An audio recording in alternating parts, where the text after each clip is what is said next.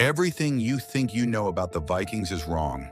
The horned helmets never existed. The mindless savages invented by their enemies.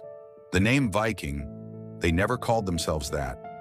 And in November 2025, scholars at the University of Münster confirmed that most of what the world believes about Vikings cannot be scientifically verified, because the people who wrote Viking history were the people the Vikings defeated, and they lied. Let's start with the most obvious lie, the horned helmet. Archaeological evidence on Viking helmets is scarce, but there has never been a single Viking helmet uncovered with horns on it. Not one. Ever.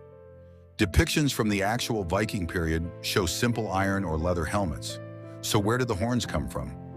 A costume designer in 1876 decided horned helmets looked dramatic for a German opera production, and the image stuck. For 150 years, the world has pictured Vikings in helmets invented by a 19th century theater department. Here is something even more shocking. The people we call Vikings never called themselves Vikings.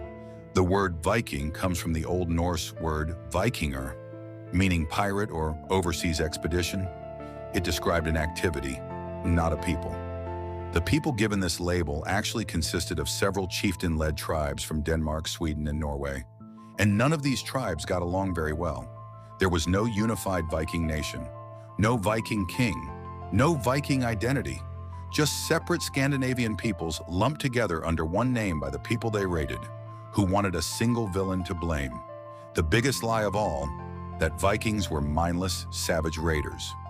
Viking raids were violent, but their real motive was profit, not mindless bloodshed. They traded based on metal weight and silver purity, creating a sophisticated bullion economy.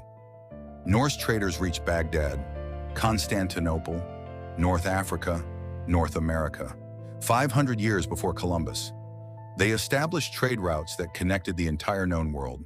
The vast majority of Norse people never raided anything.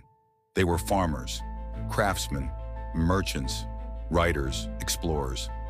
The raiding Vikings were a minority, made famous by the monks who wrote about them because monks were exactly who they raided. And then there is the fact that completely rewrites American history. The Vikings reached North America 500 years before Christopher Columbus.